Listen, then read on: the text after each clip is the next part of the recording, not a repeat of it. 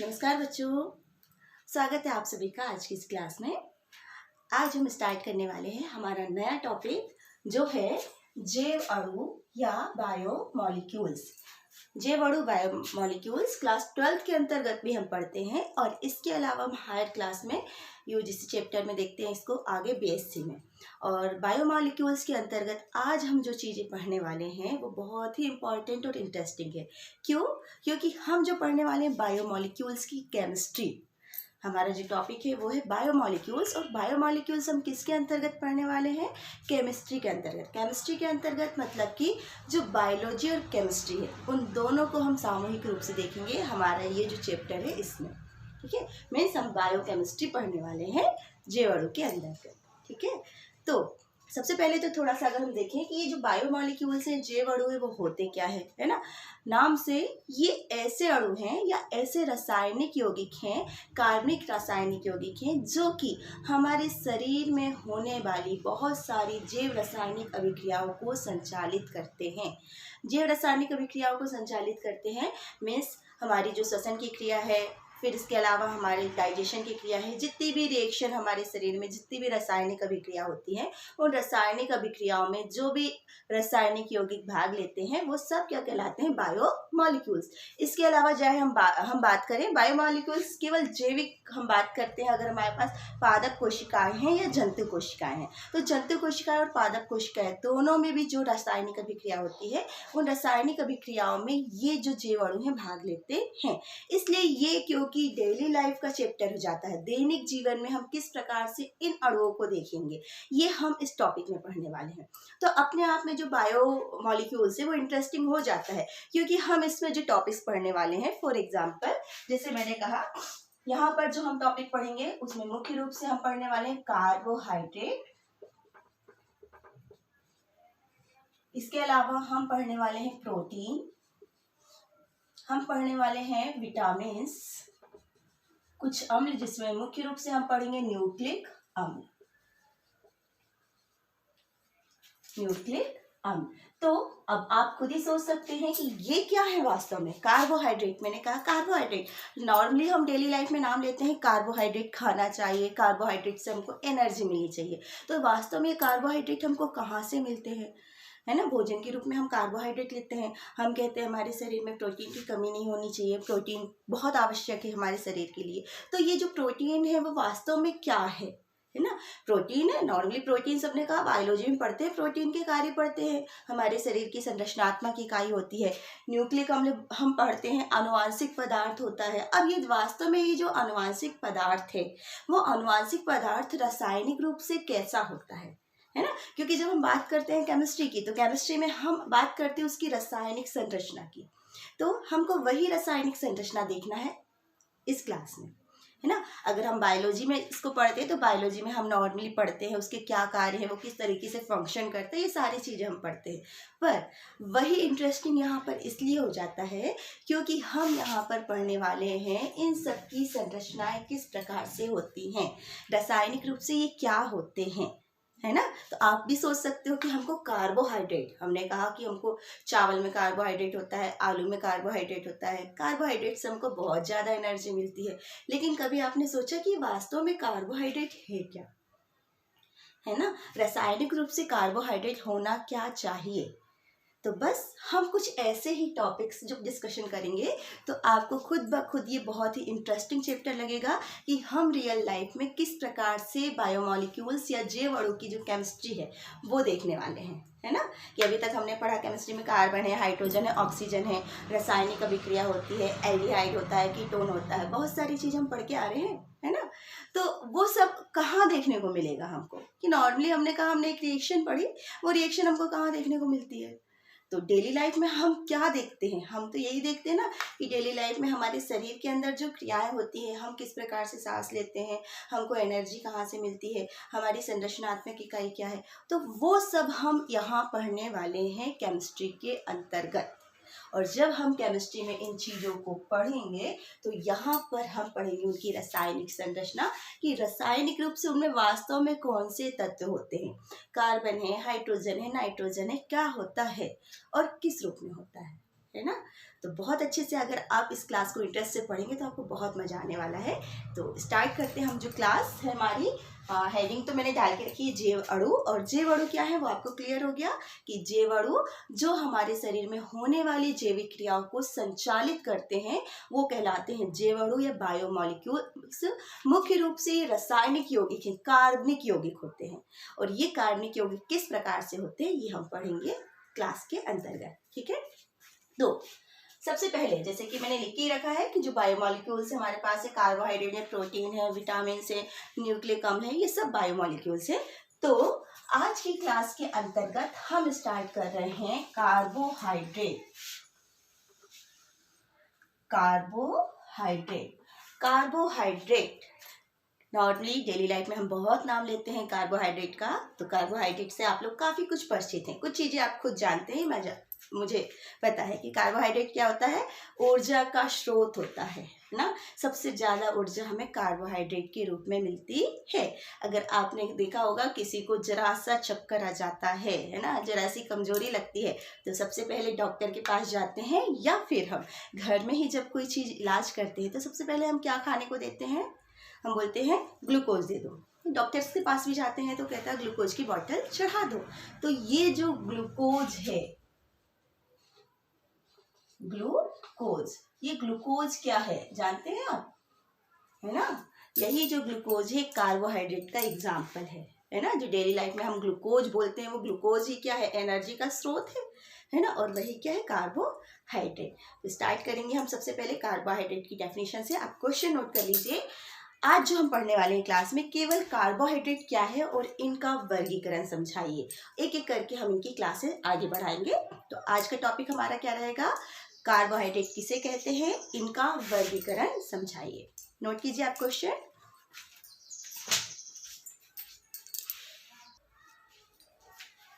Okay, question note कर लिया होगा आपने। सबसे पहले हम देखेंगे कार्बोहाइड्रेट की परिभाषा, है ना। आप बिल्कुल हेडिंग भी डाल सकते हो, कार्बोहाइड्रेट की परिभाषा। अब अगर हम नाम की बात करें, जो कार्बोहाइड्रेट है, कार्बोहाइड्रेट उसके नाम पे ही छुपा हुआ है हाइड्रेट। कार्बो मीन्स यहाँ क्या हो जाता है, कार्बन, और हाइड्रेट मीन्स क्या हो जाता है यहाँ पर, हाइड्रेट। हाइड्रेट हम वास्तव में किसके लिए यूज करते हैं, H2O, जल के अणु के लिए। और जल के अणु में हमको क्या देखने को मिला, हाइड्रोजन और ऑक्सीजन, हाइड्रोजन और ऑक्सीजन।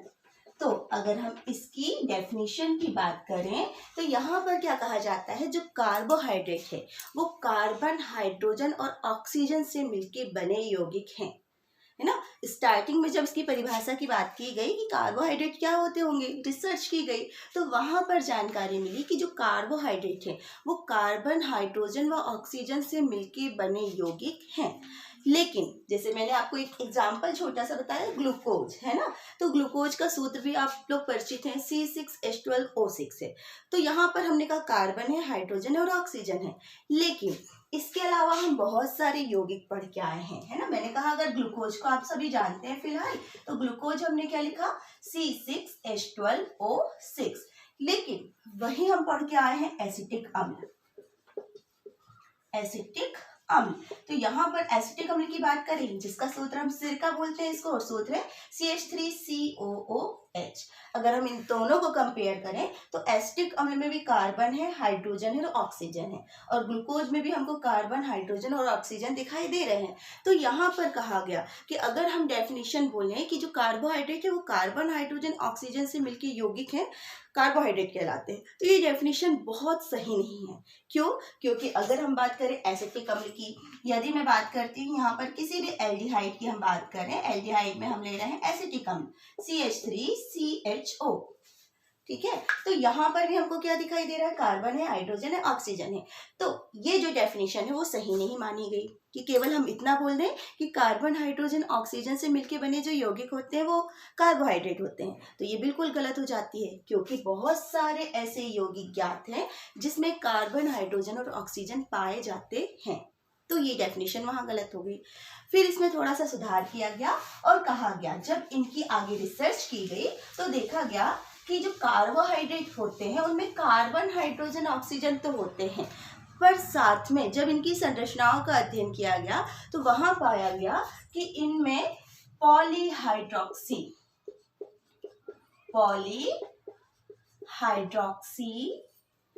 एल्डिहाइड व कीटोन समूह पाए जाते हैं। एल्डिहाइड व कीटोन समूह पाए जाते हैं। तो थोड़ा सा जब इसकी रिसर्च की गई तो डेफिनेशन चेंज हुई और वहां पर कहा गया कि जो कार्बोहाइड्रेट होते हैं कार्बन, हाइड्रोजन और ऑक्सीजन से मिलकर बने ऐसे यौगिक होते हैं जिनके पास पॉलीहाइड्रोक्सी एल्डिहाइड समूह या पॉलीहाइड्रोक्सी कीटोन समूह पाए जाते हैं। दोनों, या तो फिर यहाँ पे एल्डिहाइड समूह होता है या फिर कौन सा समूह होता है, कीटोन समूह होता है। क्रियात्मक समूह के रूप में यहाँ पर हम जानते हैं एल्डिहाइड और कीटोन क्रियात्मक समूह में थोड़ा सा बस चेंज होता है, बाकी लगभग सेम होते हैं ना, एल्डिहाइड और कीटोन। तो जो डेफिनेशन मिली उस डेफिनेशन को आप लिख सकते हैं कि लिख लें, फिर इसको हम और डिस्क्राइब करते हैं क्या है। ठीक है, डेफिनेशन नोट करेंगे आप कि जो कार्बोहाइड्रेट हैं कार्बन, हाइड्रोजन व ऑक्सीजन से मिलकर बने ऐसे यौगिक, कार्बन, हाइड्रोजन व ऑक्सीजन से मिलकर बने ऐसे यौगिक जो कि पॉलीहाइड्रोक्सी एल्डिहाइड या पॉलीहाइड्रोक्सी कीटोन होते हैं। पॉलीहाइड्रोक्सी एल्डिहाइड या पॉलीहाइड्रोक्सी कीटोन होते हैं, अथवा, दो लाइन में ना, अथवा ये जल अपघटन पर, जब इनका जल अपघटन किया जाता है तो जल अपघटन पर ये पॉलीहाइड्रोक्सी एल्डिहाइड या पॉलीहाइड्रोक्सी कीटोन देते हैं। जल अपघटन पर ये पॉलीहाइड्रोक्सी एल्डिहाइड या पॉलीहाइड्रोक्सी कीटोन देते हैं, है ना। तो थोड़ा सा जो डेफिनेशन है उस चीज पे अगर हम जाएं तो यहाँ पर इनका हमको क्या मिल गया, क्रियात्मक समूह मिल गया कि ये कार्बन, हाइड्रोजन, ऑक्सीजन से मिलके बने ऐसे यौगिक होते हैं जिनके पास पॉलीहाइड्रोक्सी, हाइड्रोक्सी मीन्स कौन सा क्रियात्मक समूह, OH, इनके पास पॉली है मतलब दो या दो से अधिक की बात हो जाती है ना, कि अधिक संख्या में इनके पास हाइड्रोक्सी समूह होते हैं और साथ में क्या होगा, क्रियात्मक समूह CHO ये होगा, या फिर पॉलीहाइड्रोक्सी के साथ साथ इनके पास कौन सा क्रियात्मक समूह होगा, कीटोन। कौन सा समूह होगा, कीटोन। तो रासायनिक रूप से पॉलीहाइड्रोक्सी एल्डिहाइड या कीटोन समूह युक्त होंगे, या फिर कहा जाता है जल अपघटन पर ये पॉलीहाइड्रोक्सी एल्डिहाइड या कीटोन देते हैं। ठीक है, तो ये हुई इनकी डेफिनेशन। क्लियर आप सभी को। फिर यहाँ पर आगे जाके थोड़ा सा जब हम बात करते हैं परिभाषा के साथ वर्गीकरण, है ना, वर्गीकरण में यहाँ पर कह दिया गया, यहीं पर थोड़ा सा वर्गीकरण तो बहुत सारा है इसका, पर एक छोटा सा वर्गीकरण यहाँ पर आप लिख सकते हैं, ऐसे कार्बोहाइड्रेट जिनके पास एल्डिहाइड क्रियात्मक, आप वर्गीकरण हेडिंग डालने हैं ना, फिर अपन शुरुआत करते हैं। Definition clear. अब इसमें थोड़ा सा और ध्यान रखें, जो कार्बोहाइड्रेट है उसकी जो उत्पत्ति है यहाँ पर कहा गया ग्रीक भाषा का जो शब्द है सेकेरॉन से हुई। कार्बोहाइड्रेट शब्द की उत्पत्ति ग्रीक भाषा के शब्द सेकेरॉन से हुई, जिसका अर्थ होता है शर्करा। जिसका क्या अर्थ होता है, शर्करा, शक्कर, है ना, नॉर्मली में शर्करा शक्कर एक जैसा लगता है, तो वही चीज है वैसे। तो यहाँ पर ये भी नोट कर ले कि जो कार्बोहाइड्रेट शब्द है उसकी उत्पत्ति किससे हुई, ग्रीक भाषा के शब्द सेकेरॉन से हुई, जिसका अर्थ होता है शर्करा। मतलब ये जो कार्बोहाइड्रेट है उन्हें हम शर्करा भी कहते हैं। ठीक है, ओके। अब आप हेडिंग डाल लें, परिभाषा क्लियर। सेकेंड हेडिंग डाल लेंगे, कार्बोहाइड्रेट का वर्गीकरण। ठीक है, तो कार्बोहाइड्रेट का वर्गीकरण की जब हम बात करें, बहुत अलग अलग रूपों में इसका वर्गीकरण हमको देखने को मिलता है ना। जैसे पहला वर्गीकरण यहाँ पर हम पढ़ते हैं, फर्स्ट पॉइंट,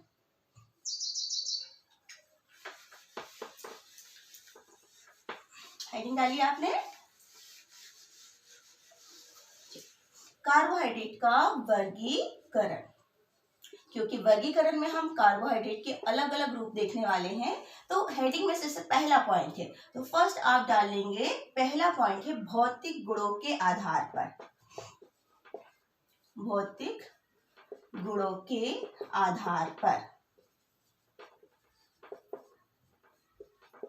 भौतिक गुणों के आधार पर। भौतिक गुण तो यहाँ पर कहा गया, जब कार्बोहाइड्रेट का स्वाद देखा गया, मुख्य रूप से यहाँ पे स्वाद की बात की गई, तो स्वाद के आधार पर ये दो प्रकार के होते हैं। एक होते हैं शर्करा और दूसरे होते हैं अशर्करा।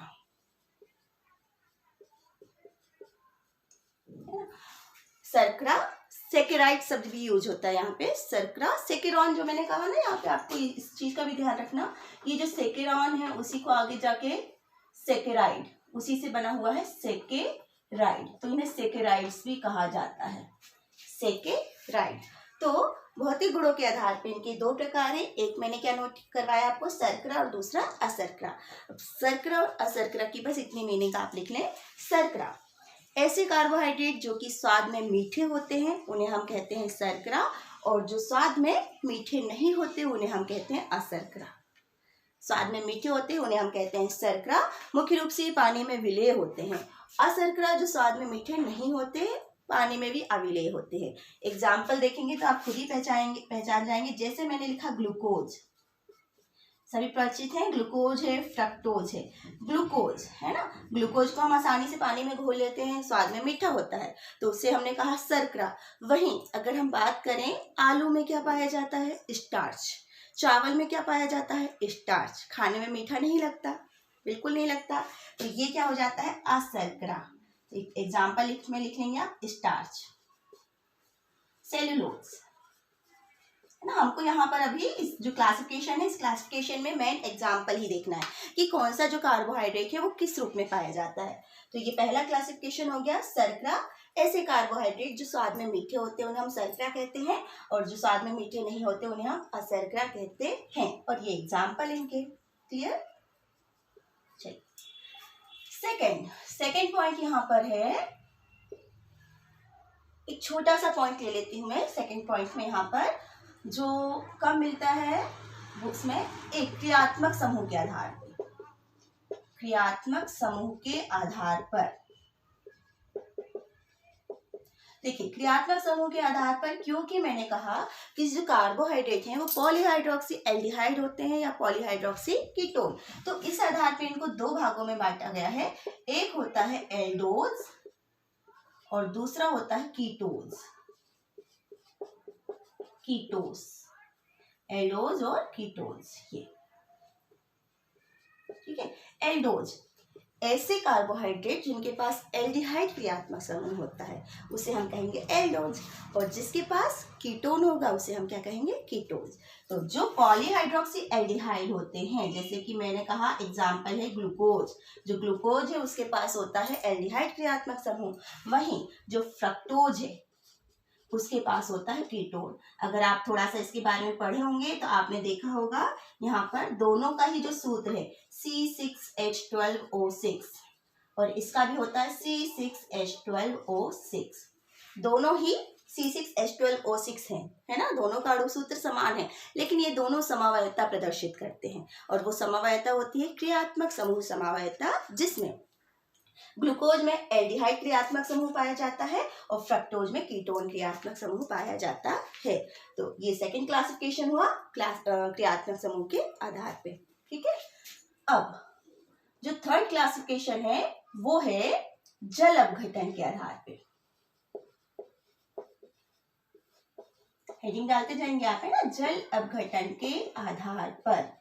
मतलब हमने कहा कि जो कार्बोहाइड्रेट है वो पॉलीहाइड्रोक्सी एल्डिहाइड या कीटोन होते हैं, अथवा हमने क्या कहा कि ये जो जल अपघटन है, जल अपघटन पर क्या देते हैं, पॉलीहाइड्रोक्सी एल्डिहाइड और कीटोन देते हैं। तो जो तीसरा क्लासिफिकेशन है वो इसी आधार पे है ना। तो यहाँ पर कहा जाता है जल अपघटन के आधार पर ये मुख्य रूप से 3 प्रकार के होते हैं। First, monosaccharide,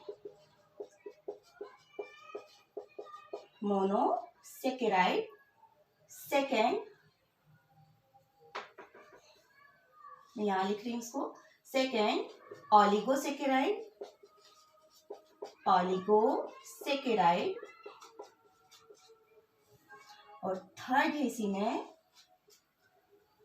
polysaccharide, polysaccharide. ये इंपॉर्टेंट है, अलग से पूछे भी जाते हैं, मोनोसेकेराइड क्या है, ऑलिगोसेकेराइड क्या है, पॉलीसेकेराइड क्या है। तो जल अपघटन के आधार पे जो कार्बोहाइड्रेट हैं वो 3 प्रकार के हैं, और इन तीनों प्रकार को हम अलग से पढ़ते हैं। इसको मैं क्लीन कर देती हूँ, फिर आपको समझाती हूँ ये है क्या।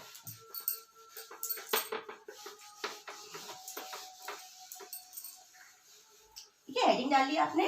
किसके आधार पे है ये? जल अपघटन के आधार पर। हमने देख लिया कि जो ग्रीक भाषा का शब्द है वो है सेकेरॉन, और सेकेरॉन के कारण इसे हम सेकेराइड भी कहते हैं, और सेकेराइड का अर्थ होता है शर्करा, है ना। तो अब यहाँ पे जल अपघटन के आधार पर इनको 3 भागों में बांटा गया है। फर्स्ट क्या लिखा अपन ने? मोनोसेकेराइड। मोनोसेकेराइड आप नोट कर लिए इसके बारे में। ये ऐसे कार्बोहाइड्रेट है जिनका जल अपघटन नहीं होता। ऐसे कार्बोहाइड्रेट हैं जिनका जल अपघटन नहीं होता। जल अपघटन नहीं होता मतलब कि ये पॉलीहाइड्रोक्सी एल्डिहाइड व कीटोन होते हैं, पर इनका जल अपघटन नहीं होता। इसके एग्जाम्पल में आप लिख लो जो हमको पढ़ना है डिटेल से। ग्लूकोज है, फ्रक्टोज है। ग्लूकोज और फ्रक्टोज ये क्या है? इनका जल अपघटन नहीं होता। ठीक है। Second, oligosaccharide. सेकेंड हेडिंग डालेंगे, ये बिल्कुल पूछा जाता है, यहाँ पे बच्चे बहुत गलती करते हैं, है ना। तो ओलिगोसेकेराइड ये ऐसे कार्बोहाइड्रेट, नॉर्मली क्या होता है? मोनो, डाई, ट्राई पढ़ते हैं हम, तो हमने कहा मोनोसेकेराइड, डाइसेकेराइड और पॉलीसेकेराइड। तो यहाँ डाइसेकेराइड क्लासिफिकेशन में नहीं है, पहले क्या आता है? ओलिगोसेकेराइड। ठीक है। और यहाँ पर कहा जाता है, नोट करेंगे, जल अपघटन पर ये 2 से 10 मोनोसेकेराइड की इकाइयां देते हैं। मोनोसेकेराइड की इकाइयां देते हैं, है ना। तो जब इनका जल अपघटन किया जाता है, जल अपघटन वास्तव में क्या है? किसी बड़ी चीज का टूट के छोटे छोटे भागों में होना। जब वो छोटे छोटे भागों में टूटेंगी तो यहाँ पर कहा जाता है ये ऐसे कार्बोहाइड्रेट हैं जिनका जल अपघटन होता है, तो ये 2 से 10 मोनोसेकेराइड की इकाइयां देते हैं। 2 से 10 मतलब कि अगर 2 इकाई देंगे तो ये डाइसेकेराइड हो सकते हैं। अब देखो ये डाइसेकेराइड शब्द मैंने लिखा जो बहुत इंपॉर्टेंट है, जिसको हमको पढ़ना है। अगर 3 मोनोसेकेराइड इकाई देते हैं तो इसको हम कहते हैं ट्राइसेकेराइड। यदि हमने कहा 4 देते हैं तो टेट्रासेकेराइड, पेंटासेकेराइड। तो ऐसे कार्बोहाइड्रेट जो कि जल अपघटन पर 2 से लेकर 10 मोनोसेकेराइड की इकाइयां देते हैं उसे हम क्या कहते हैं? ओलिगोसेकेराइड। ओलिगोसेकेराइड। और एग्जाम्पल की अगर हम बात करें तो यहाँ पर हम पढ़ने वाले हैं डाइसेकेराइड के अंतर्गत सुक्रोज, माल्टोज और लैक्टोज। इनको हम डिटेल से पढ़ेंगे आगे क्लास में। अभी तो केवल हम क्लासिफिकेशन पढ़ रहे हैं, तो आप इनके एग्जाम्पल लिख लें, है ना। ये क्या है? सुक्रोज, माल्टोज और लैक्टोज जो कि डाइसेकेराइड है या ओलिगोसेकेराइड। रेफिनोज भी है और भी एग्जाम्पल है, लेकिन मुख्य रूप से हमको ये तीनों को पढ़ना है। क्लियर? अब थोड़ा सा और देख लेते हैं। जैसे मैंने कहा जल अपघटन, है ना। जैसे हमने कहा सुक्रोज है, ये क्या है? डाइसेकेराइड है। तो जब इसका हम जल अपघटन करते हैं, मीन्स इसकी क्रिया हमने क्या करवाई? जल से करवाई, मतलब जल अपघटन।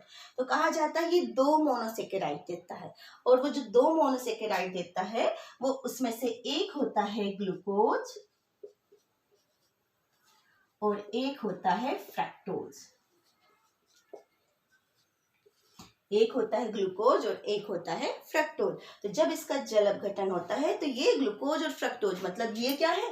मोनोसेकेराइड है। तो जब इसका जल अपघटन हुआ तो ये 2 मोनोसेकेराइड देगा, एक ग्लूकोज देगा और एक फ्रक्टोज देगा। तो इस प्रकार से अगर ट्राइसेकेराइड होता तो 3 देगा, टेट्रासेकेराइड होता तो 4 देता है ना। तो ये आपको क्लियर हो गया होगा कि जल अपघटन पे 2 से 10, 2, 3, 4, 5, 6, 7, 8, 9, 10, तो 10 तक मोनोसेकेराइड की इकाइयां देते हैं।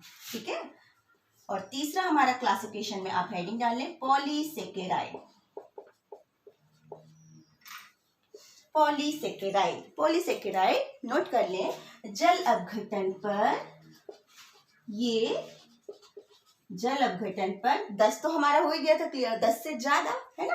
तो जल अपघटन पर ये 10 से अधिक या अधिक की बात करें ना तो 100 तक, है ना। 100 से भी ज्यादा हो सकती है। 10 से अधिक मोनोसेकेराइड की इकाइयां देते हैं, या लगभग 100, अधिकतम 100 बोल सकते हैं कि लगभग 100 मोनोसेकेराइड की इकाइयां देते हैं, जिसे हम क्या कहते हैं? पॉलीसेकेराइड। और इसका एग्जाम्पल हमारे पास है स्टार्च, सेलुलोज जो हमें पढ़ना है, ग्लाइकोजन, है ना। ग्लाइकोजन आपने पढ़ा होगा, हमारे शरीर में जो एनर्जी है, भोजन है, कार्बोहाइड्रेट किस रूप में संचित होता है, ये क्वेश्चन है कि हमारे शरीर में ग्लाइकोजन के रूप में भोजन संचित होता है ना। सेल्यूलोज कोशिका भित्ति बनाने के काम आता है। स्टार्च मैंने कहा चावल है, आलू है, इन सब में स्टार्च पाया जाता है। तो ये सब देखिए हमारी डेली लाइफ में यूज होते हैं। हमने कहा ग्लूकोज है, ग्लूकोज को ये सब जीके के क्वेश्चन भी है। ग्लूकोज है एनर्जी, क्विक एनर्जी के लिए हम यूज करते हैं। फ्रक्टोज फलों में पाई जाने वाली शर्करा है ना। कोशिका भित्ति का निर्माण सेलुलोज से होता है। हमारे शरीर में भोजन किस रूप में संचित होता है, ग्लाइकोजन के रूप में संचित होता है। तो ये टॉपिक क्यों इंटरेस्टेड हो गया, क्योंकि इसे हम डेली लाइफ में देख रहे हैं, इसका हम यूज कर रहे हैं और अब हमको इनकी संरचना देखना है। रासायनिक रूप से ये कैसे होते हैं, क्या इनका फॉर्मूला होता है। अभी हमको पता चल गया कि इसमें एल्डिहाइड होता है, कीटोन होता है। तो ये एल्डिहाइड कीटोन कैसे होते हैं, पॉलीहाइड्रोक्सी होते हैं। OH मीन्स एल्कोहल, इसमें एल्कोहल पाया जाता है। अब देखो हमने एल्कोहल की रिएक्शन पढ़ी है, एल्डिहाइड की रिएक्शन पढ़ी, मतलब ये सारी रिएक्शन देने वाले हैं, है ना। तो वही जो केमिस्ट्री हम पढ़ के आए हैं इसके पहले क्लास में, वो केमिस्ट्री हमको इनमें भी देखनी है। तो ये टॉपिक अगर आप बहुत अच्छे से देखेंगे बहुत इंटरेस्टिंग होने वाला है आगे जाके। तो आज तो हमारा हुआ क्लासिफिकेशन, नोट कर लें आप इसे, और थोड़ा सा क्लासिफिकेशन में फिर और बताती हूँ।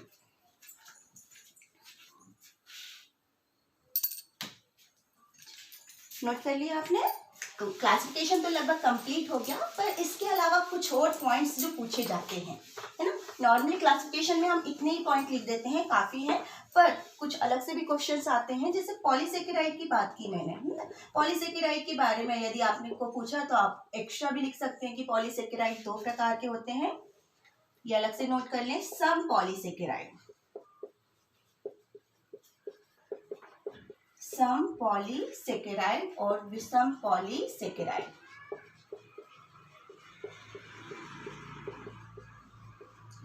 देखिए 2 शब्द आ रहे हैं आपको, एक आ रहा है आपके पास सम और एक आ रहा है आपके पास विषम, है ना। सम पॉलीसेकेराइड ऐसे पॉलीसेकेराइड जो कि जल अपघटन पर समान मोनोसेकेराइड देते हैं। क्या देते हैं, समान मोनोसेकेराइड देते हैं। फॉर एग्जाम्पल हमारा क्या है यहाँ पे, स्टार्च है, सेलुलोज है, ये क्या हुआ आपका सम पॉलीसेकेराइड। वहीं ऐसे पॉलीसेकेराइड जो जल अपघटन पर अलग अलग मोनोसेकेराइड देते हैं,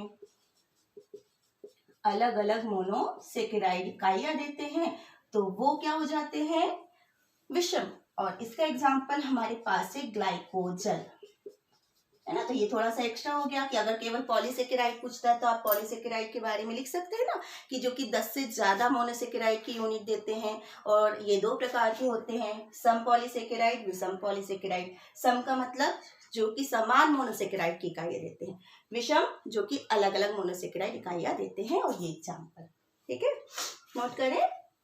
इसके अलावा, ठीक है, नोट कर लिया आपने।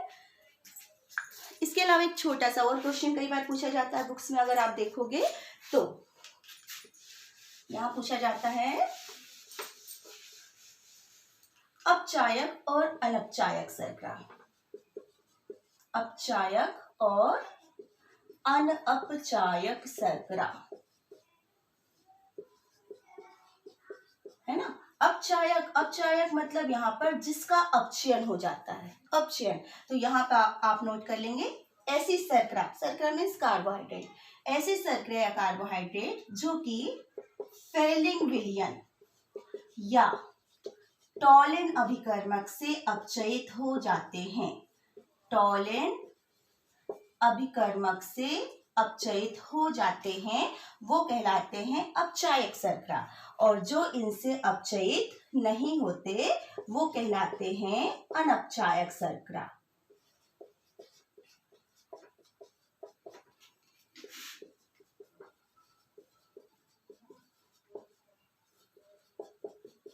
अब अपचयित हो जाते हैं कब, सीधी सीधी रिएक्शन है ये, कि अगर फेलिंग विलयन और टॉलिन अभिकर्मक से ये क्रिया करते हैं तो उसे हम कहते हैं अपचायक शर्करा, और जो क्रिया नहीं करते उन्हें हम क्या कहते हैं, अनअपचायक शर्करा। एग्जाम्पल में यहाँ पर भी आप लिख लें, जैसे कि हम पढ़ने वाले हैं ग्लूकोज, यहाँ पर ग्लूकोज है, फ्रक्टोज भी है। इसके अलावा ये जो पॉलीसेकेराइड है ना वो हो जाते हैं यहाँ पे स्टार्च, तो ये हम रिएक्शन प्रैक्टिकली भी करते हैं। इस रिएक्शन में ग्लूकोज का टेस्ट लगाते हैं। और ये होता क्यों है, इसका मुख्य कारण है क्योंकि इनके पास क्या होता है, एल्डिहाइड, है ना। एल्डिहाइड क्रियात्मक समूह होने के कारण ये ग्लूफेलिन, विलियन और टॉलिन अभिकर्मक से क्रिया करते हैं। और अगर क्रिया करते हैं तो उसे हम क्या बोलते हैं, यहाँ पे अपचायक शर्करा, है ना, रिड्यूसिंग कार्बोहाइड्रेट, और ये नॉन रिड्यूसिंग कार्बोहाइड्रेट। अब अनपचायक शर्करा अपचयित नहीं होते, रिएक्शन नहीं देते। क्यों रिएक्शन नहीं देते, ये भी बहुत इंटरेस्टिंग है। क्योंकि देखिए स्टार्च है यहाँ पर जो कि ग्लूकोज से मिलके बना है, पर ये क्या होता है, ये अपचयित नहीं होता। क्यों नहीं होता है, जब इसकी हम रिएक्शन देखते हैं, इसकी संरचना देखते हैं, वहां पर क्लियर होता है। लेकिन क्योंकि हमारा टॉपिक केवल क्या है, क्लासिफिकेशन, तो क्लासिफिकेशन में ये क्वेश्चन है बुक्स में अगर आप देखोगे, इसलिए आप इसे भी नोट कर लें कि ये अपचायक अनपचायक प्रकार के भी हो सकते हैं। ठीक है, तो ये हुआ हमारा जो टॉपिक है, क्या, कार्बोहाइड्रेट का वर्गीकरण। बहुत ज़्यादा लंबा भी है ये, बहुत ज़्यादा, अगर इसको डिटेल से पढ़ते हैं तो और भी क्लास में आगे बढ़ा सकती हूँ, पर पर्याप्त है। मैक्सिमम कितने नंबर का आता है या फिर हमको क्या क्या जानकारी होनी चाहिए, उतना मैंने आपको वर्गीकरण में समझा दिया है। और अब हम एक एक करके मोनोसेकेराइड, डाइसेकेराइड, पॉलीसेकेराइड के बारे में पढ़ेंगे। इनसे संबंधित कुछ इंपॉर्टेंट टॉपिक भी हम आगे की क्लास में जरूर पढ़ेंगे। बहुत इंटरेस्टिंग होने वाला है टॉपिक ग्लूकोज, जिसको हम बहुत अच्छे से जानते हैं, यूज करते हैं, है ना। तो आप खुद सोचिए कि जब हम ग्लूकोज के बारे में जानेंगे कि ये C6H12O6 क्या क्या करता है, किस प्रकार से करता है, कौन कौन सी रासायनिक अभिक्रिया देता है, तो ये सब हम आगे की क्लास में जरूर पढ़ेंगे। और अब आगे का वीडियो, आगे की क्लास आप जरूर अटेंड करिएगा। तो आज का वीडियो आप देखें, अगर समझें, बहुत अच्छे से पहले समझें, नोट करें और इंटरेस्ट लें कि हम क्या पढ़ रहे हैं। जैव अणु, जो हमारे शरीर में होने वाली जैविक क्रियाएं हैं, उनके बारे में, वहाँ पे जो कार्बनिक यौगिक हैं भाग लेते हैं, उनकी रासायनिक अभिक्रियाओं के बारे में हम पढ़ने वाले हैं। बहुत अच्छे से पढ़ें, ये नॉलेजेबल भी रहता है, इंटरेस्टिंग भी रहता है। तो आज का टॉपिक आज अच्छे से देख लें, समझें, नोट करें, और वीडियो पसंद आता है तो ज़रूर लाइक करें और मेरे YouTube चैनल को सब्सक्राइब करें। Thank you.